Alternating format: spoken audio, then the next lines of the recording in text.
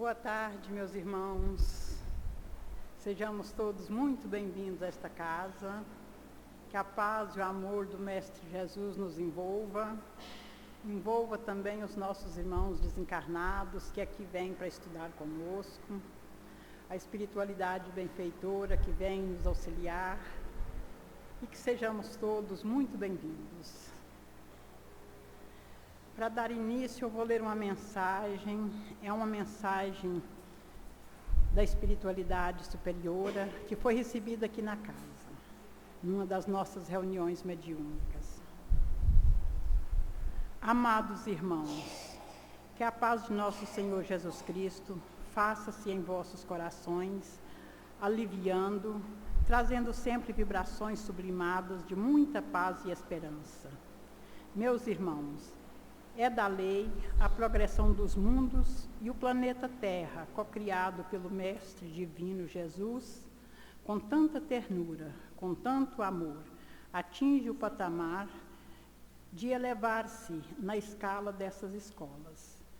Escolas benditas que recebem os filhos de Deus. Basta um pouco de introspecção para se perceber a mudança vibratória que se faz de uma forma mais contundente, alarmando muitos, inquietando outros tantos, mas sempre agraciando os bons, com a certeza de que o bem prevalece e de que aqueles que escolhem pelo amor estão tranquilos. Meus irmãos, não é mais momento para deixarmos para depois. Pensemos, o chamado é agora, para deixarmos as mentiras, as hipocrisias, para deixarmos o apego ao ter, mergulharmos de vez pela seara do Cristo. Seara bendita de servir, de amar, de ser instrumento de união, de solidariedade, de fraternidade. Não temam o bem, não temam fazer o bem, mas temam sempre as escolhas arraigadas nos vícios do ego, na arrogância, no ciúme, nas vibrações tão baixas da inveja, das competições, do mal querer e do mal falar. Instrução para nós, né? Quem quer pegar? Então, sentindo essas vibrações do alto, vamos nos entregar, abrindo os nossos corações e as nossas mentes, auxiliados pela espiritualidade benfeitora, que nós possamos dar prosseguimento ao nosso estudo de hoje. Que os benfeitores nos auxiliem para que tenhamos uma boa compreensão do Teu Evangelho, Mestre amado. Auxilia os coordenadores do estudo, para que possamos juntos compreender melhor este Evangelho e colocá-lo em prática em todos os dias das nossas vidas. Que assim seja. Dando continuidade, hoje o Francisco vai fazer o Livro dos Espíritos a partir da questão 556 e depois o Evangelho com a Ana Cristina, no capítulo 9, os itens 9 e 10. Francisco.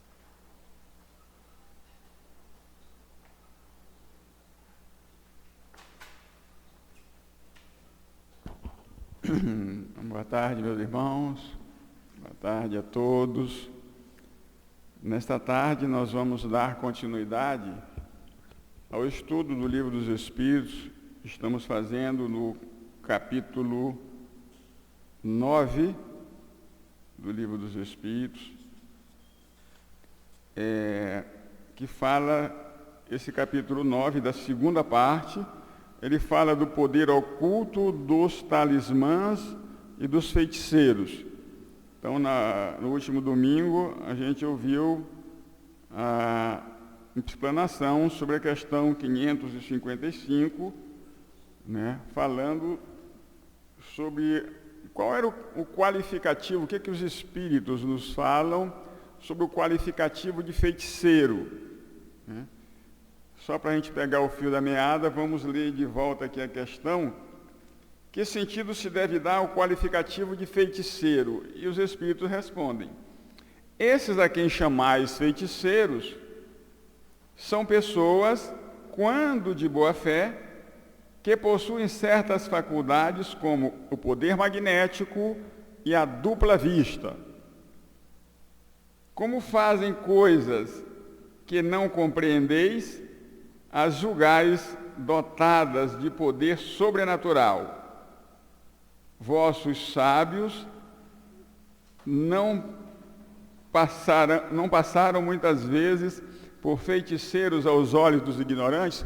Então, aquele que muitas vezes a gente chamava,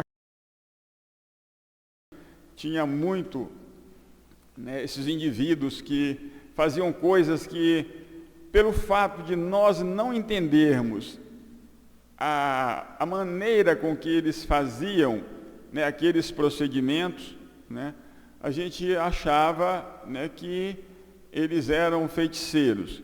Mas a doutrina espírita vem, Allan Kardec vem nos explicar que são pessoas, né, que têm esse dom, né, de usar o poder magnético, né, para fazer curas. E aí, continuando, Allan Kardec faz uma outra pergunta, que é a 566. Ele pergunta aos espíritos: certas pessoas têm realmente o dom de curar por simples toque? Será que existem, né, indivíduos, né, que têm esse poder de curar pelo simples toque? E os espíritos vão e nos respondem: o poder magnético pode chegar até isso, quando secundado pela pureza de sentimentos e um ardente desejo de fazer o bem, porque então os bons espíritos vêm em seu auxílio. E ele continua: mas é necessário desconfiar da maneira por que as coisas são contadas por pessoas muito crédulas ou muito entusiastas, sempre dispostas a ver o maravilhoso nas coisas simples e naturais. É necessário também desconfiar dos relatos interesseiros por parte de pessoas que exploram a credulidade em proveito próprio. Então, os Espíritos vêm nos responder aqui, meus irmãos, né, que esse poder magnético, quando ele é usado para o bem, né, usado com essa pureza de sentimento, né, e esse ardente desejo de fazer o bem, né, que os bons espíritos vêm em auxílio dessa pessoa, para que ela realmente possa realizar curas, né? É claro que a gente sabe que a cura, ela depende muito daquele que está sendo curado. Depende também da fé e da confiança, né, que aquela pessoa tem, e também do merecimento. Mas essas pessoas que têm essa vontade de curar, quando elas pedem essa ajuda aos bons espíritos, e mesmo que elas não saibam, mas se ela tem esse desejo de fazer o bem, elas são auxiliadas. A Fabiana até deu um exemplo daquelas benzedeiras, né, do interior, que antigamente naqueles locais onde não existiam, né, muitos médicos, né, e que existiam aquelas pessoas que as mães levavam as suas crianças para que elas benzessem, né, elas são médios naturais. Muitas vezes elas nem sabiam que tinham aquele poder. Elas imaginavam que ao pegar aquele galho de planta e fazer a sua oração, né, nesse momento ela estava fazendo o quê? Uma evocação do santo que ela acreditava. Ora, mas os bons espíritos, não importa o nome do santo que você peça, eles estão ali para auxiliar, vendo a sua intenção, vendo o seu desejo. E aí elas faziam aquelas preces, né, para tirar mal-olhado e para fazer outro tipo de cura. Então, elas eram naturalmente auxiliadas. Também existiam aquelas mulheres que faziam partos, né? Muitas crianças nasceram em razão de serem auxiliadas, as suas mães, por aquelas parteiras antigas. Elas também eram auxiliadas pela espiritualidade. Então, esse poder magnético, algumas pessoas têm esse poder. E quando elas usam, né, de maneira adequada para praticar a caridade, para praticar o bem, para auxiliar na cura de doenças, elas são secundadas pelos espíritos bons, né? Então a gente viu muito esses exemplos, mas ele continua dizendo para que a gente tome cuidado, né? Porque existem pessoas, né, que ao se referirem àquelas criaturas, né, elas exageram, né, naquilo que elas viram, elas acham que aquilo foi algo sobrenatural, que aquela manipulação dos fluidos, manipulação da energia magnética, aquilo é algo sobrenatural, justamente porque elas desconhecem esse mecanismo, né?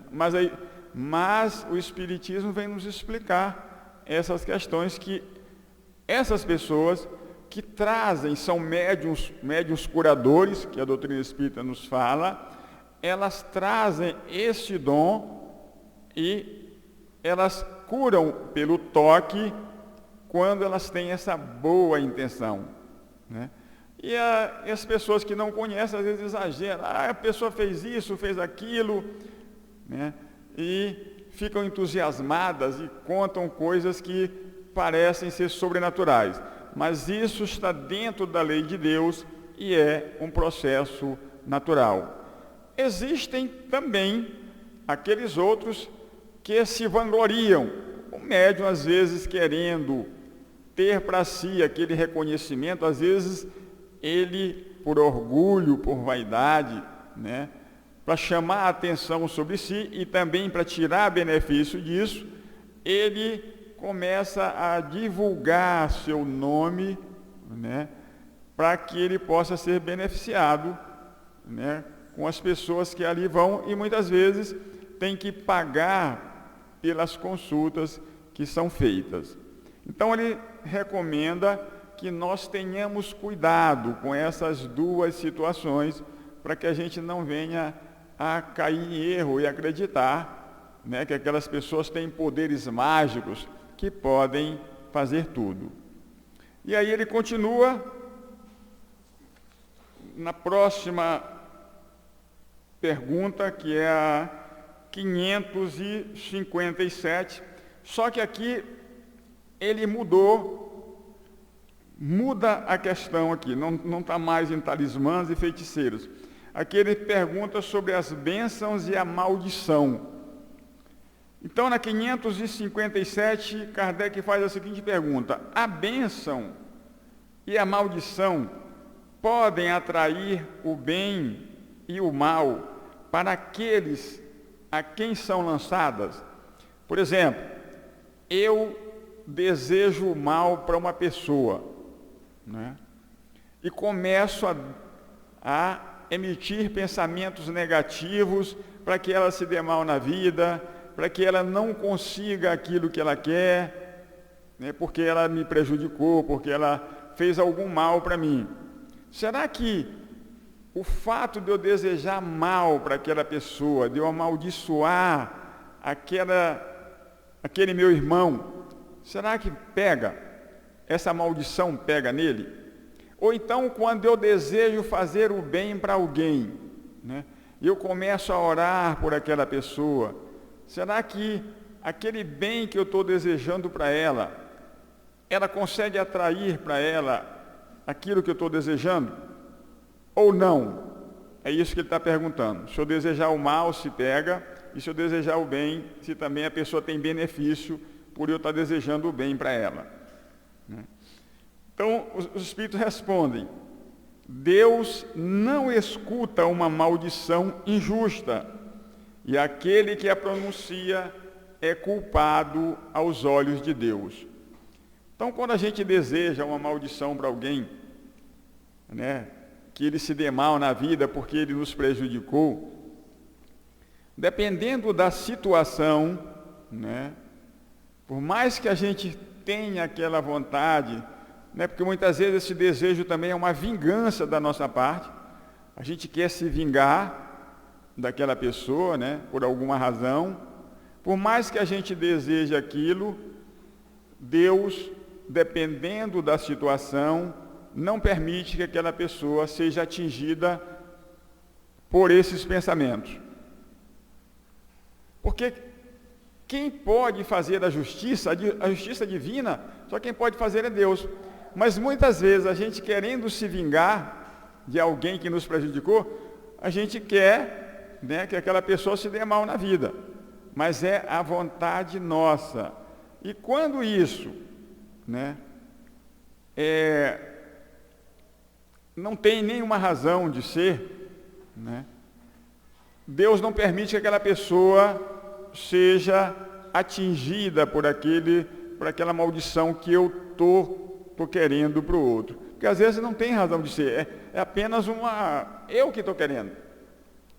Então nós não devemos nos vingar da pessoa, porque dependendo do caso, ele não vai receber aquilo que a gente está querendo. E eles continuam: como temos as tendências opostas do bem e do mal, pode nesses casos haver uma influência momentânea mesmo sobre a matéria.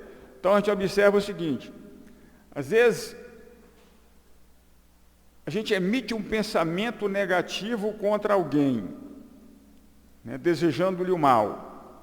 E às vezes a pessoa, ela não tem uma proteção espiritual, com aquela fé, uma proteção espiritual onde ela confia na espiritualidade e nos bons espíritos. Esse pensamento pode atingi-la. Ela pode sentir essa emissão mental que nós estamos fazendo sobre ela. É o que ele está falando aqui. Às vezes, essa influência ela pode ser momentânea e ela pode mesmo agir sobre a matéria. Então, ele pode ser atingido, mas se ele, ao sentir, se ele ao perceber, porque às vezes a pessoa passa mal. Você emite um pensamento negativo contra ela, e ela passa mal. A mesma coisa, às vezes a gente chega em determinado lugar, naquele ambiente que você entrou, você sente uma coisa ruim. Nossa, o que aconteceu aqui? As energias desse ambiente aqui não estão me fazendo tão bem. Então, às vezes também, quando a pessoa emite esse pensamento, dependendo da situação, às vezes a gente não está preparado, não está vigilante, a gente recebe aquele impacto, daquele pensamento negativo. Aí ele continua: mas essa influência nunca se verifica sem a permissão de Deus, e como acréscimo de prova para aquele que a sofre. Então, mesmo que a pessoa seja atingida, Deus permite muitas vezes que isso aconteça em razão daquilo que ele fez.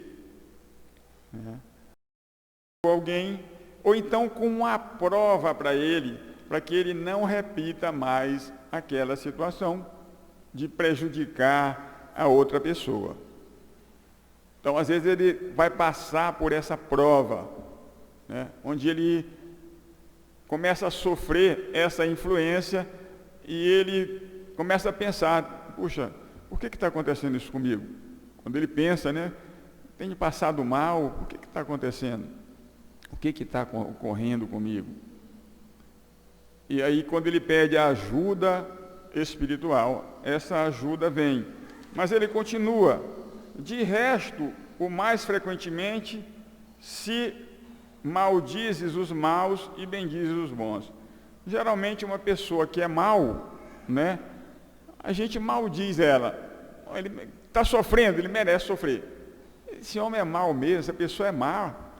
Então, ela está sofrendo, ela merece sofrimento. E quando a pessoa é boa, a gente também bendiz, né? Nossa, a pessoa é boa, né? O fato dela ser boa e agir no bem, a gente também emite pensamentos bons para ela, né? Simplesmente pelo fato daquela pessoa ser boa. E aí ele continua: a bênção e a maldição não podem jamais desviar a providência da senda da justiça. Esta não fere o amaldiçoado se ele não for mau, e sua proteção não cobre aquele que não a mereça.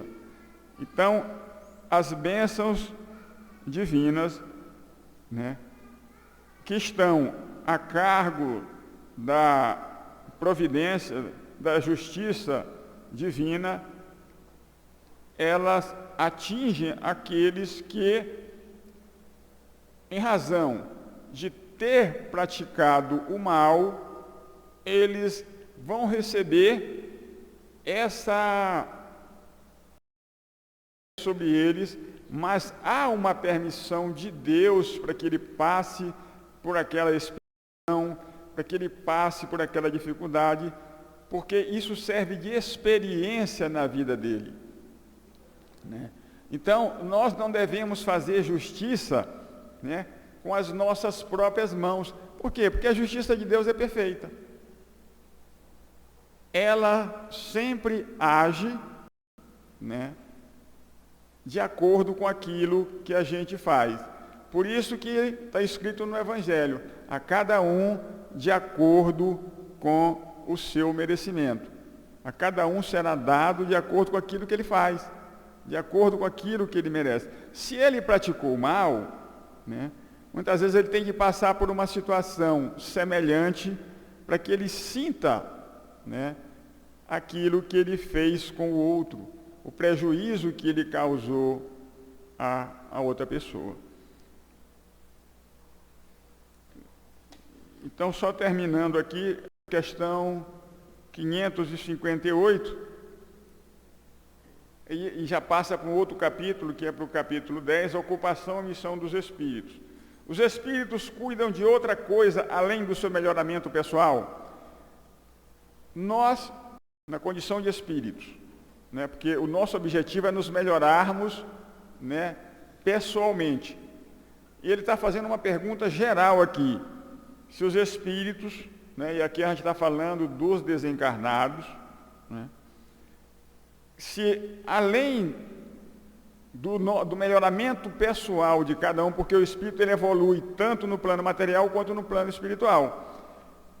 E eles respondem: concorrem para a harmonia do universo, executando a vontade de Deus, do qual são os ministros.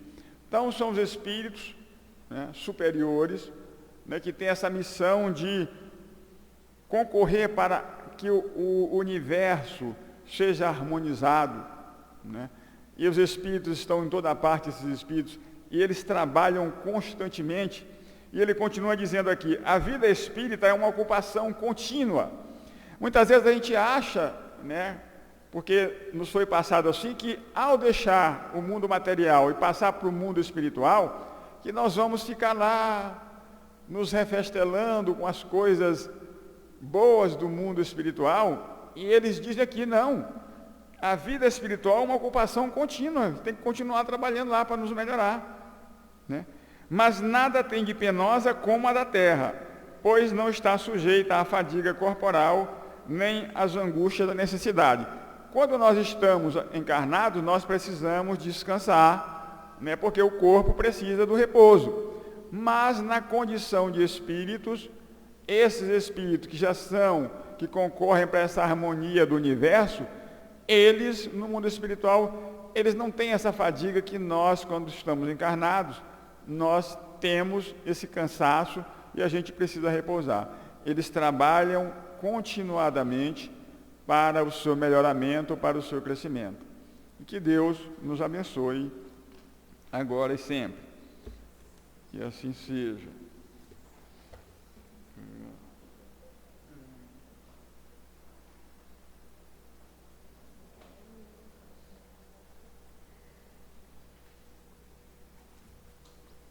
Boa tarde, meus irmãos.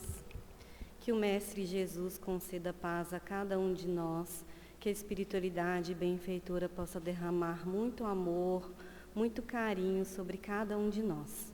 Hoje nós estamos aqui, fazendo uma troca com o Hélio, seria a fala dele hoje, porque depois, no nosso dia precisaremos, nós não vamos estar presentes. Então, hoje nós vamos encerrar o capítulo 9, Bem-aventurados os mansos e os pacíficos, falando dos itens de 9 e 10, que trata da cólera. Mas antes da gente tratar desse assunto, vamos só fazer uma breve, leitura do que é que esse capítulo nos traz de tão importante, O Cristo vai dizer, os mansos herdarão a terra, no Sermão das Bem-aventuranças. E em várias outras ocasiões ele vem nos mostrar, assinalar a importância da mansidão. Não só mansidão, ele também fala da moderação, como consequência disso da humildade. Ele sempre traz para nós esse entendimento que a mansidão, ela carrega as demais virtudes, assim como nós vamos ver, que as virtudes estão sempre assinaladas umas pelas outras. E nesse capítulo é interessante que ele tem 10 itens, às vezes outros capítulos são bem mais extensos, mas o que não quer dizer nada, porque se a gente for observar cada mensagem que está ali, se a gente for observar o estudo que Kardec nos traz, as próprias mensagens do Cristo, a gente vai perceber o quão complexo é esse capítulo, o quão profundo ele é. E a gente vai ver, inclusive, 3 questões que ficam em todo o capítulo ali. Uma delas é que a mansidão, a moderação, a mansuetude, ela tem que ser verdadeiramente trabalhada e ela tem que ser mostrada. É isso que Jesus está chamando a nossa atenção. Porque muitas vezes, por conta do verniz social, a gente dissimula isso, Passa a ideia de mansidão, de bondade, e a gente às vezes não construiu ainda. Outro ponto que nós vamos perceber é como é que essa violência surge. Não só o Cristo, mas os próprios espíritos que escrevem aí as instruções, dizem que elas partem do pensamento, do nosso pensar. Quer dizer, sai justamente do espírito, é o espírito que está pensando, é o espírito que está conduzindo isso para o corpo. Então, aquelas ideias, a gente vai falar disso daqui a pouco, de que o corpo muito grande, se mostra mais violento e o franzino nem tanto, não tem nada a ver. E o próprio espírito Hahnemann vai dizer para nós que, às vezes, um corpo todo grandioso, um homem corpulento, pode trazer uma doçura muito grande, enquanto que um homem franzino, que aparentemente passaria a ideia de fragilidade, pode ser violento, justamente para assinalar que vem do pensamento. E o Cristo, ele bate muito na tecla da palavra ofensiva, Inclusive, a mensagem que nós temos logo no início é aquela que o Cristo diz, Ouviste o que foi dito aos antigos, não matarás, não roubarás, se dizer raca, que era uma forma daqueles cuspiam de lado, és louco. Então, Jesus vai trazendo todas essas questões relativas à palavra da ofensa. E por que o Cristo traz disso? Vamos pensar, então, em quatro mandamentos, 4 mandamentos. O primeiro, não matar. Ninguém aqui vai fazer algo desse tipo.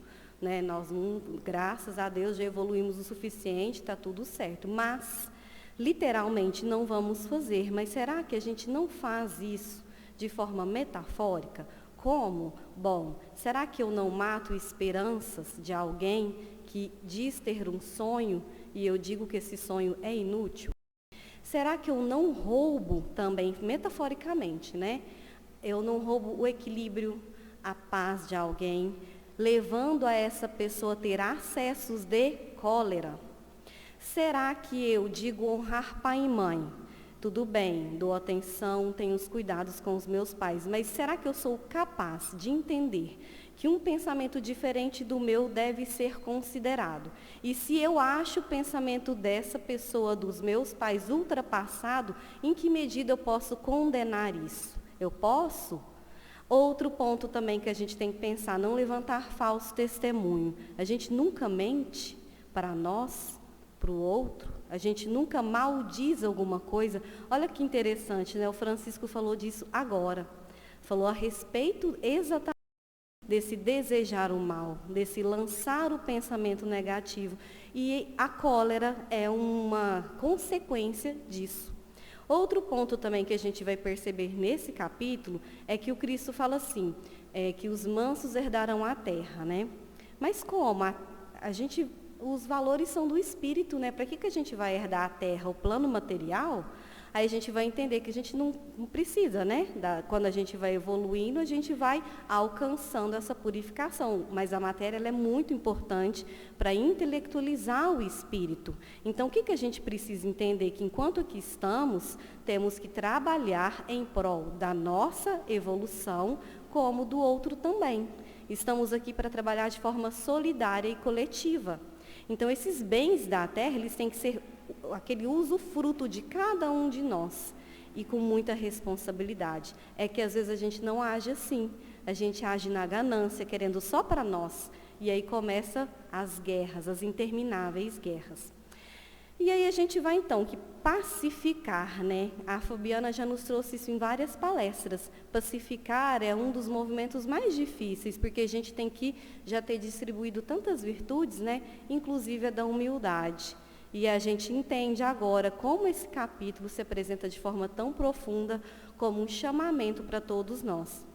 Por exemplo, a cólera, né? Quando a gente se encoleriza. O que na verdade bate de frente conosco naquele momento? A nossa vaidade.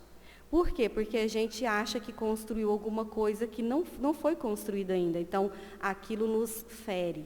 É o que a gente chama de orgulho ferido. Há uma historinha que é contada para criança, uma fábula de Esopo, que diz assim, né? Que você tem ali o pavão, né, todo empolgado com as suas penas multicoloridas, e se aproxima uma garça cinza. E essa garça vai ter uma conversa com ele, ele diz, olha para mim, tenho essas penas da cor do arco-íris, eu sou a própria glória de cores, e você, que tem para oferecer com as suas penas cinzas? E ela vai dizer, bom, tudo bem, mas agora eu te desafio, vem comigo em direção ao sol, siga-me. O que a gente vai ter então? Ele não consegue sair do lugar. Então a vaidade, segundo Esopo coloca, é mais ou menos isso. Nós estamos dizendo algo que nós não temos, de fato, construído. Ele não consegue alcançar a garça consegue voar bem alto, ir a outros lugares. Pouco importa a glória do arco-íris para ela. Ela tem um outro objetivo.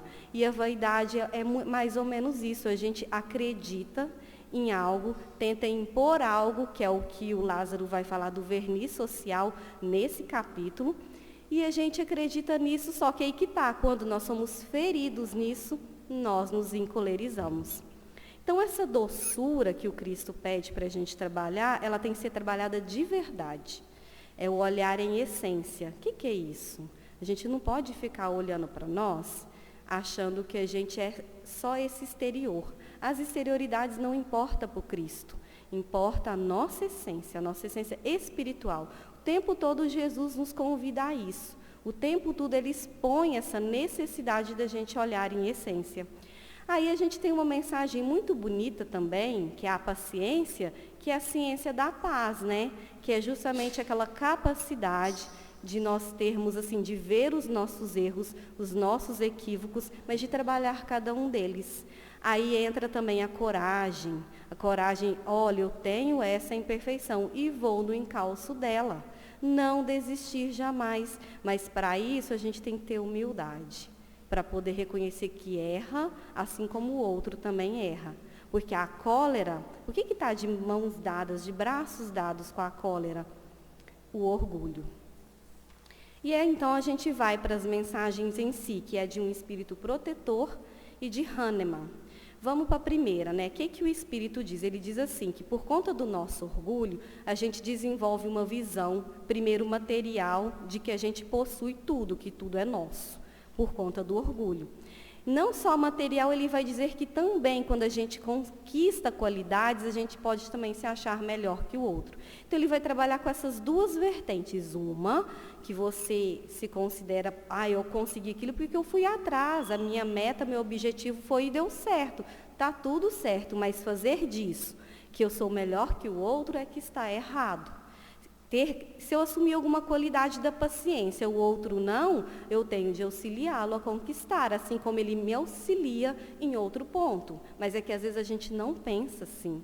E aí ele diz, a situação fica muito triste quando nós somos feridos nesse orgulho, vem a irritação, e a irritação, a explosão da cólera. Então, quando a gente entende essa mensagem que colocada, é justamente aquele explosão daquilo que a gente não é. Justamente, cai toda a vaidade, água abaixo, né? Vai tudo, né? A gente acaba mostrando quem verdadeiramente nós somos. E quando ele fala do orgulho ferido, é interessante que ele diz assim, o orgulho ferido primeiro mostra a nossa impaciência, a impaciência da gente entender que assim como eu erro, o outro erra, mas aí eu não estou considerando que eu erro, né?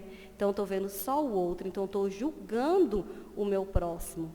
E aí eu vou repelir os conselhos que as pessoas querem me dar, porque eu acho que eu estou agindo da forma correta.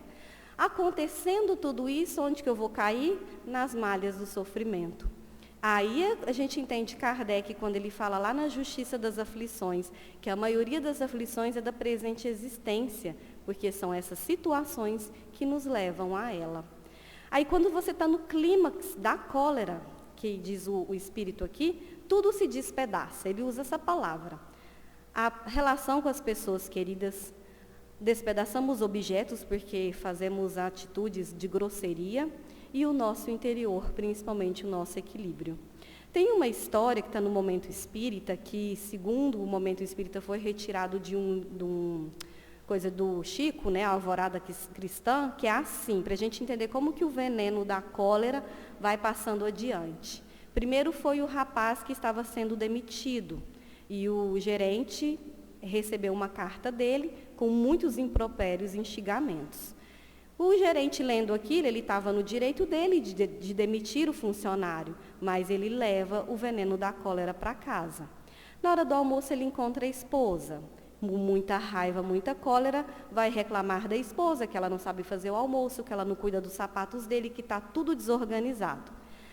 Ela recebe o veneno da cólera e vai dizer, então, para a serviçal, ou seja, a auxiliar doméstica, que é culpa dela, que ela não cuidou dos sapatos do marido, que ela não cuidou da roupa e não ajudou a fazer o almoço da forma correta.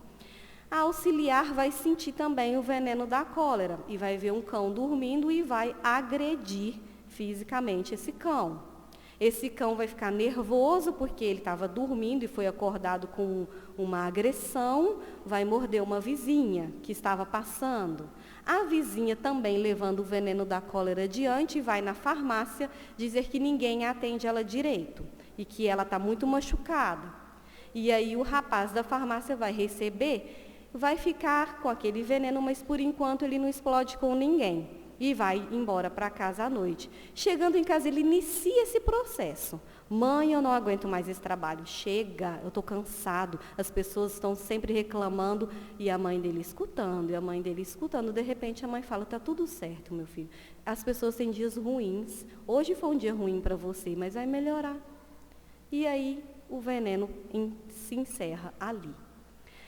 O Chico Xavier, né, o Emmanuel, uma vez mandou uma mensagem para o Chico falando que a gente tem que ser o terminal de trevas, né? Tem que terminar na gente um pensamento negativo, um sentimento de raiva, um sentimento de inferioridade que o outro está tentando passar para nós. E é mais ou menos isso que o Espírito protetor está nos dizendo nessa mensagem, que a gente cuide desse interior nosso, dessa essência nossa. E quando a gente vê os arroubos de cólera de outra pessoa, que a gente possa auxiliar silenciando. Isso já ajuda bastante. Os conselhos, se chegarem a essa pessoa, ótimo. Se não chegar, continuemos em oração. E logo em seguida a gente vai ter a mensagem do Hahnemann, que ele vai falar, olha, nós nos colocamos como vítimas quando nos encolerizamos. Ah, mas eu estou assim porque o fulano fez isso comigo. Eu estou assim, então aquela pessoa me magoou. Aí vem a palavra que que está associada à cólera. Aquela pessoa fez com que eu sofresse algo que eu não precisava. Olha o orgulho aí, sinalizando tudo. Aí a gente vai então para a nossa saúde, né? Quando a gente se encoleriza, a gente sofre na saúde. Quantas pessoas se infartam por conta de um acesso de raiva? Então é um ato terrível contra a nossa saúde física e espiritual. Então a cólera, segundo coloca Hahnemann, ela está totalmente contrária à caridade, à humildade. É aquela ideia que a gente tem até o ditado, pau que nasce torto, morre torto. Ele vai dizer, essa ideia é falsa, não existe isso. É o espírito que precisa ter perseverança em modificar. Ele usa essa palavra, perseverança. E nós mesmos sabemos, como está na questão lá do Livro dos Espíritos, que se soubéssemos da vontade que a gente tem, se nós soubéssemos o quanto nós transformaríamos as nossas decisões. Na questão de 895 de O Livro dos Espíritos, o Kardec pergunta para os espíritos qual é o indício notório de imperfeição, de inferioridade, mesmo conhecendo os defeitos e os vícios que a gente já sabe. E ele responde, o do interesse pessoal. É a satisfação do ego que é o pior, é o indício notório da inferioridade do espírito. Mas aí ele diz, então não é o temperamento que a gente vai considerar, o que a gente disse no início. Não é porque a pessoa está apresentando um corpo maior, não tem nada a ver, é o espírito que precisa ser tratado. As guerras externas existem porque elas iniciam no nosso interior. Aí ele diz também, né, que um espírito pacífico, ele será sempre pacífico, não importa o corpo que ele vá assumir. Da mesma forma que um espírito bilioso, ele usa essa palavra, também vai ser sempre um espírito bilioso, porque ele precisa trabalhar essa cólera. Então, a construção que a gente tem que fazer é que a gente não está perfeito ainda, tem muito ainda a andar, a caminhar, mas não é para a gente desistir, não termos essa falta de perseverança. E é interessante também a gente dizer que assim, eu senti raiva hoje, tem problema? Não é isso. Você dizem, né, os psicólogos, que às vezes é um fator de defesa, é para chamar a atenção da gente para alguma coisa, mas fazer com que aquilo continue como uma questão que o orgulho está sinalizando, que eu sou melhor que o outro, aí que está o problema. É isso que os espíritos estão sinalizando para cada um de nós. Então, esse exemplo, que o corpo é o responsável, não existe, é o espírito. Por exemplo, tem uma história que a gente conta para as crianças de evangelização, quando a gente vai falar do pensamento negativo. A gente conta a história assim que o Zeca chegou da escola com muita raiva do colega porque tinha brigado. Aí a gente está usando a cólera aqui como exemplo. E ele desejava muito mal para o colega, porque o colega fez aquilo com ele. Aí o pai, muito humilde, vai falar assim, então, meu filho, vamos fazer o seguinte, vamos ali de fora, você está vendo, vamos pegar um carvão para poder fazer uma dinâmica com você. Aí ele vai, e ele com muita raiva do colega. O que esse colega fez com você? Pai, ele é péssimo, eu quero que tudo de ruim aconteça na vida dele. Aí o pai dele falou, então vamos fazer assim, tudo isso que você está pensando, você vai pegar esse carvão e vai jogar naquela camiseta branca. E você vai jogar tudo que está dentro do saco. E joga, depois eu converso com você. Então, ele começou. E aí, tudo que ele desejava, ele jogava. Ao final, ele falou, e aí, meu filho? Ai, pai, eu estou mais aliviado. Veja, o meu colinho está todo sujo, meu coleguinha. Olha lá a camiseta branca. Não, mas agora eu vou te mostrar como uma outra coisa. Vamos ali dentro. Levou ele lá dentro e colocou ele em frente ao espelho. Olha só para você. Você está mais sujo que a camiseta.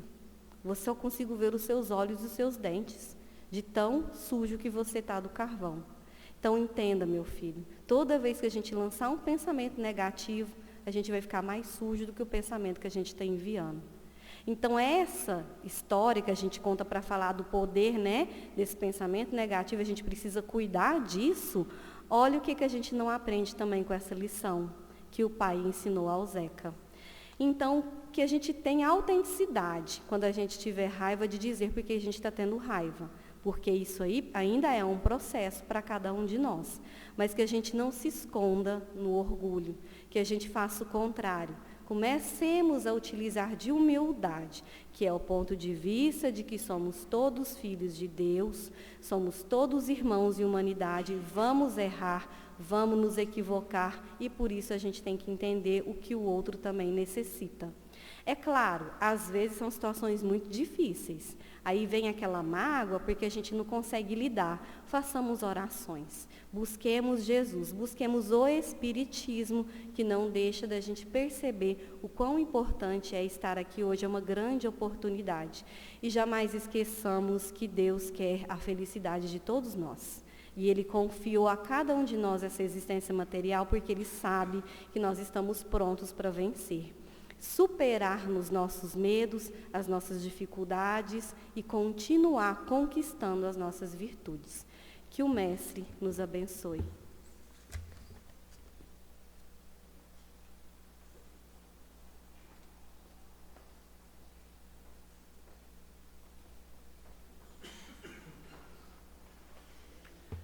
Bem, meus irmãos, nós chegamos ao final do nosso trabalho. Para encerrar, a Fabiana vai fazer a prece. Os passistas podem se conduzir à sala, passe. O passe agora é individual, né? A Fabiana vai fazer a prece e depois da prece, depois de tomarmos o passe, o nosso bazar ainda continua aberto, o bazar das mães. Se quiserem passar lá, ainda tem algumas coisas, uns presentinhos para oferecer para as mães, que é no próximo domingo, né? Então, agradecemos a presença de todos vocês, que nós tenhamos todos uma boa semana e até o próximo domingo.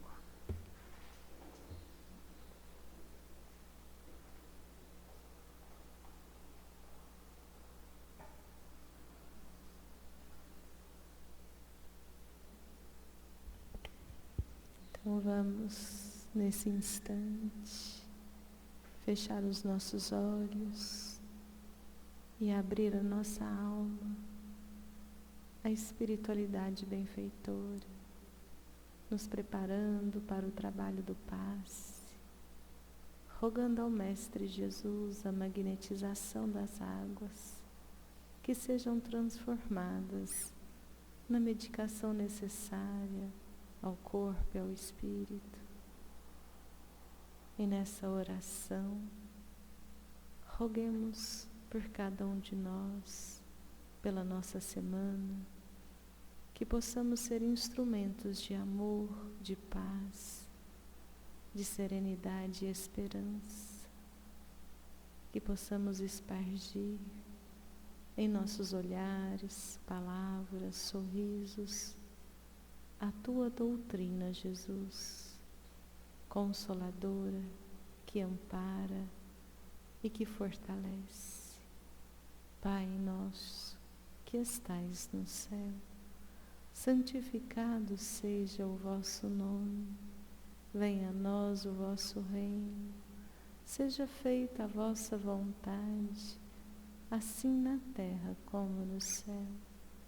O pão nosso de cada dia, dá-nos hoje. Perdoa, Pai, as nossas dívidas, assim como perdoamos aos nossos ofensores, aos nossos devedores. E não nos deixeis cair em tentação, mas livrai-nos de todo mal. Vamos em paz. Que Jesus nos acompanhe. Assim seja.